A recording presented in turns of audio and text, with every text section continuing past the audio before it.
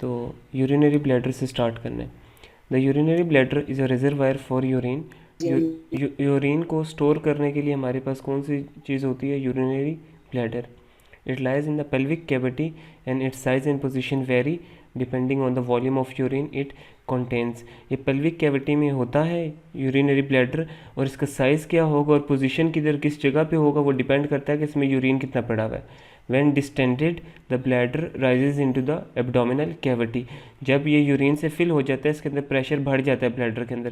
जब प्रेशर बढ़ेगा तो ये ऊपर मूव कर जाएगा, पेल्विक कैविटी के बजाय ये एब्डोमिनल कैविटी में आ जाएगा, और फिर जब ये एम्प्टी हो जाएगा दोबारा ये नीचे अपनी ओरिजिनल पोजीशन पेल्विक कैविटी में आ जाता है। स्ट्रक्चर देख लेते हैं इसका। द ब्लैडर इज रफली pear shaped but becomes more oval as it fills with urine. The posterior surface is the base। Shape इसकी कैसी है? पियर शेप्ड होता है, पर जब इसके अंदर यूरिन आ जाएगा तो ये कैसा बन जाएगा? ओवल, और इसकी जो पोस्टीरियर सरफेस है वो इसकी बेस होती है। The bladder opens into the urethra at its lowest point the neck. ये हमारे पास ब्लैडर है, ब्लैडर से नेक्स्ट हमारे पास यूरिथ्रा स्टार्ट होता है जिसके थ्रू यूरिन बॉडी से बाहर निकलता है। तो ये जो इसका लोएस्ट पॉइंट होता है ये हमारा पूरा है ब्लैडर गोल। तो इसका जो लोएस्ट पॉइंट है इसको हम क्या कहते हैं? नेक या ब्लैडर नेक। यहाँ से यूरिथ्रा स्टार्ट होता है, और ये जो दो होल्स हैं जहाँ पे ये यूरिटर्स जो थे पोस्टीरियर सरफेस से ब्लैडर में आके ओपन हुए थे, ये एक ट्रायंगल बनाते हैं। इस तरह 3 ऑरिफिसेस होते हैं ना, इसको हम क्या बोलते हैं? ट्राइगोन। और ये जो बेस है ये इसकी पोस्टीरियर सरफेस पे होती है। The peritoneum covers only the superior surface before it turns upwards as the parietal peritoneum lining the interior abdominal wall। क्योंकि ये पेल्विक कैविटी में होता है तो जो हमारे पास पेरिटोनियम है वो इसकी सिर्फ सुपीरियर सरफेस को कवर करती है, उसके बाद इंफीरियर सरफेस को नहीं, वहाँ पे कोई पेरिटोनियम नहीं होती। Posterior surrounds the uterus in the female and the rectum in the male। Bladder के पीछे फीमेल्स में यूट्रस होती है और मेल्स में रेक्टम होता है। उसके बाद हम लेयर्स देखते हैं, ब्लैडर की लेयर्स कितनी है। The bladder wall is compose of 3 layers. जैसे हम ऊपर पढ़ते आ रहे थे यूरिटर वगैरह की, वही 3 लेयर्स होती हैं इसमें भी। The outer layer of loose connective tissue containing blood and lymphatic vessels and nerves covered on the upper surface of the peritoneum. Outer surface जैसे यूरिटर में भी हमने देखी थी वो लूज कनेक्टिव टिश्यू की बनी हुई थी जिसमें ब्लड वेसल्स, लिम्फेटिक वेसल्स और नर्व्स वगैरह थी, तो इसमें भी सेम है। The middle layer consisting of interlacing smooth muscle fibers and elastic tissue loosely arranged in 3 layers. This is called detrusor muscle and when it contracts it empties the bladder। ये आपने याद रखना है कि ये एक मसल ब्लैडर का अपना मसल होता है, जब ये कॉन्ट्रैक्ट करता है तो यूरिन ब्लैडर से बाहर निकल जाता है। ये मसल है, ये जो आपको नज़र आ रहा है पूरे ब्लैडर के इर्द गिर्द होता है, उसको हम क्या कहते हैं? डिट्रूसर मसल। तो मिडिल लेयर वही मस्कुलर लेयर होगी जिसमें हमारे पास ये मसल है, और इसका काम क्या है? यूरिन को ब्लैडर से बाहर निकालना। The mucosa compose of transitional epithelium that readily permits distension of the bladder as it fills with urine. और फिर अंदर एक और लेयर हमारे पास कौन सी? म्यूकोसा, जिसमें एपिथेलियम होती है, जिसका काम क्या है कि ये चेंज हो सके या यूरिन जैसी ब्लैडर में आए तो ये डिस्टेंड हो सके, इंक्रीज हो सके अपने साइज में। यहाँ पे भी यही दिखाया गया कि ये हमारे पास है ब्लैडर। तो यहाँ पे आप देख सकते हैं कि पेरिटोनियम सिर्फ ऊपर होती है, जैसे हमने कहा कि पेरिटोनियम इसकी अपर सरफेस को कवर करेगी, नीचे नहीं होती। और फिर इसका अगर हम सेक्शन लें यहाँ से ब्लैडर का, तो वही लेयर्स हैं। पहले ये सिरोसा और एडवेंटिशिया जो आउटर फिब्रस लेयर होगी, अंदर जो है हमारे पास वो डिट्रूसर मसल होगी, और उसके अंदर फिर लास्ट मुकोसा होगी जो ट्रांजिशनल एपिथेलियम है। When the bladder is empty, the inner lining is arranged in folds or rugae which gradually disappear as it fills। जब ये एम्प्टी होता है तो इसके इनर सरफेस जो है ब्लैडर की, उस पर आपको फोल्ड्स नज़र आते हैं जिसे हम क्या कहते हैं?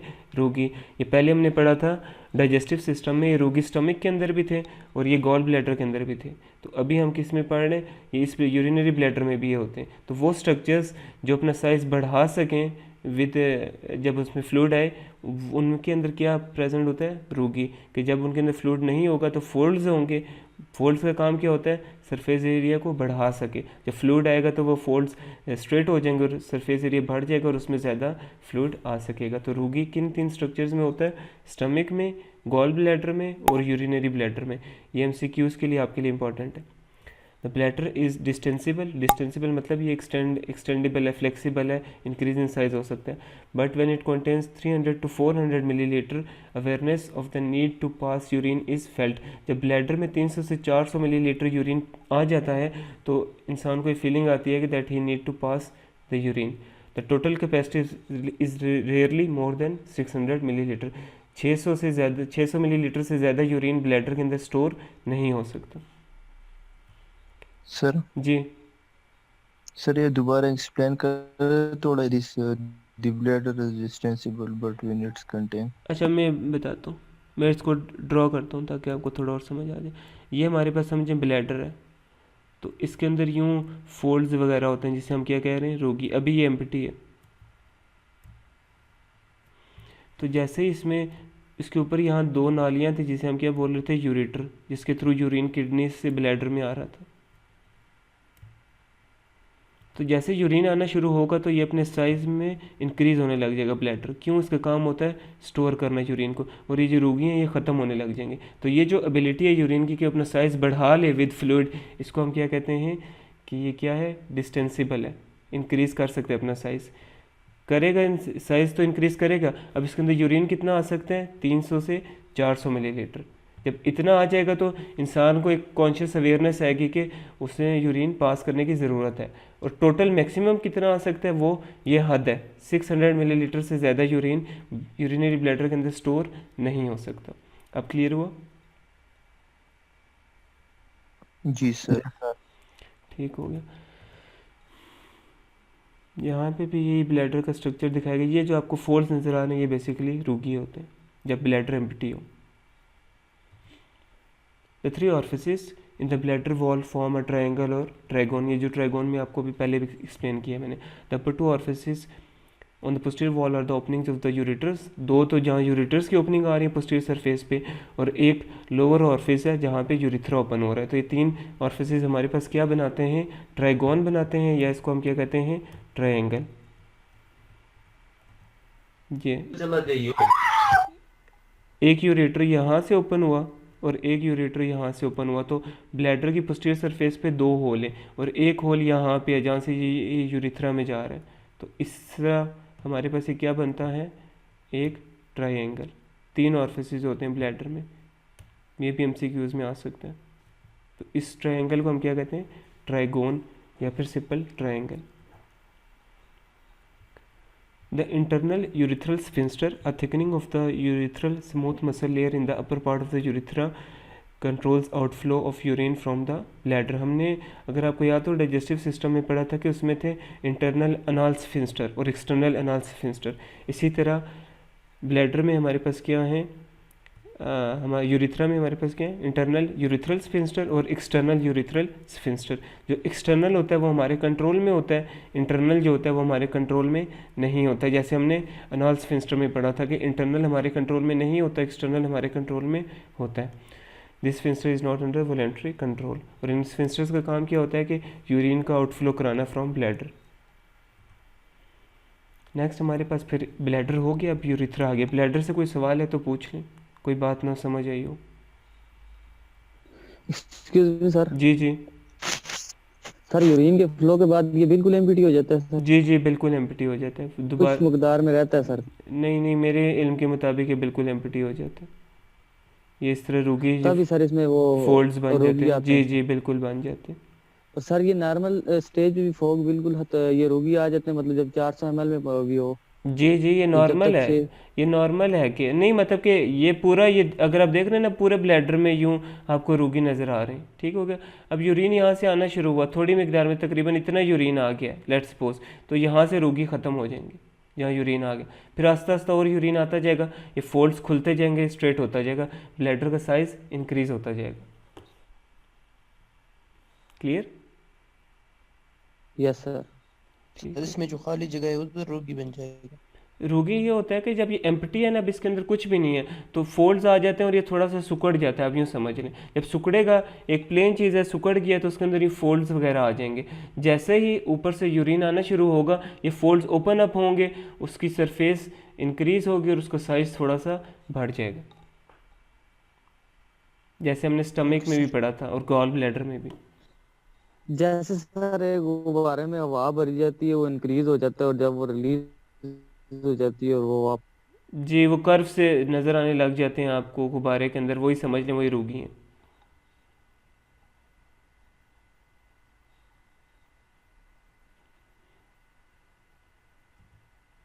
उसके बाद हमारे पास फिर आ गया urethra. The urethra is the canal extending from the neck of the bladder. अब नेक कौन सा ब्लैडर का लोवेस्ट पॉइंट था, to the exterior at the external urethral orifice.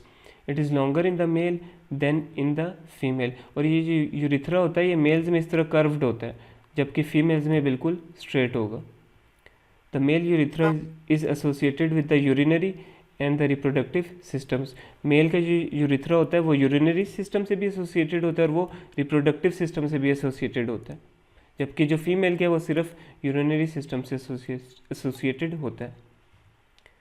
The female urethra is approximately 4 centimetre long and 6 millimetre in diameter. It runs downwards and forwards. Urethra किस तरफ females में आ रहा है, नीचे की तरफ आ रहा है और थोड़ा सा आगे की तरफ मूव कर रहा है, behind the symphysis pubis and opens eight the external urethral orifice just in front of the vagina. ये हमारे पास है सिम्फाइसिस प्यूबिस, इस जगह को कहते हैं, ये हिप बोन्स जहाँ पे आके मिल रही होती हैं, इसके पीछे से यूरिथ्रा सीधा आ रहा होता है नीचे की तरफ और थोड़ा सा आगे की तरफ मूव कर रहा होता है। The external urethral orifice is guarded by the external urethral sphincter which is under voluntary control। ये बात मैंने आपको बता दी है कि external urethral जो sphincter है वो हमारे कंट्रोल में होता है।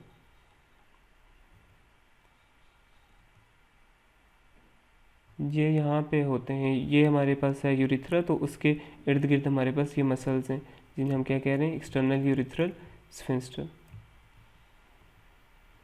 अब यूरिथ्रा का थोड़ा स्ट्रक्चर देख लेते हैं। The wall of the female urethra has 2 main layers, an outer muscle layer and an inner lining of mucosa which is continuous with that of the bladder. अब इसमें यूरिथ्रा में आके हमारे पास 2 लेयर्स होगी। पीछे अगर हम ब्लैडर की बात करें, यूरिटर्स की बात करें, वहाँ 3 लेयर्स थी, तो यहाँ एक आउटर लेयर आ गई मसल की और इनर लेयर किसकी है, मकोसा की।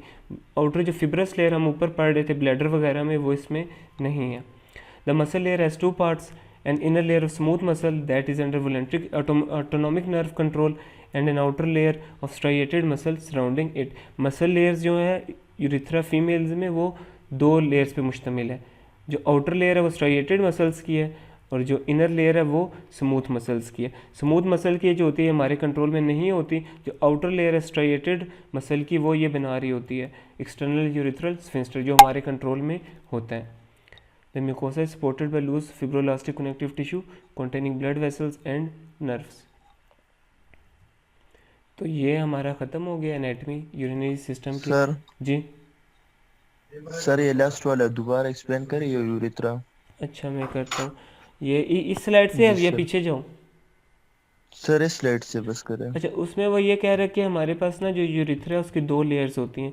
आउटर लेयर हमारे पास एक ये होगी मसल्स की और एक हमारे पास होगी अंदर लेयर मकोसा की। ये जो लेयर है जिस पे मैं ये लाइनें लगा रहा हूँ ये मकोसा है, ठीक हो गया। उसके बाद फिर जो आउटर जो है मस्कुलर लेयर, इसके अंदर फर्दर 2 लेयर्स हैं। जो एक आउटर लेयर है बाहर वाली साइड वो स्ट्राइएटेड मसल्स की बनी हुई है। स्ट्राइएटेड वो होता है जिसमें यूँ लाइनें होती हैं ब्लैक एंड वाइट इस तरह, और जो इनर लेयर है ये स्मूथ मसल से बनी हुई है। स्मूथ मसल्स जो हैं वो हमारे कंट्रोल में नहीं होते।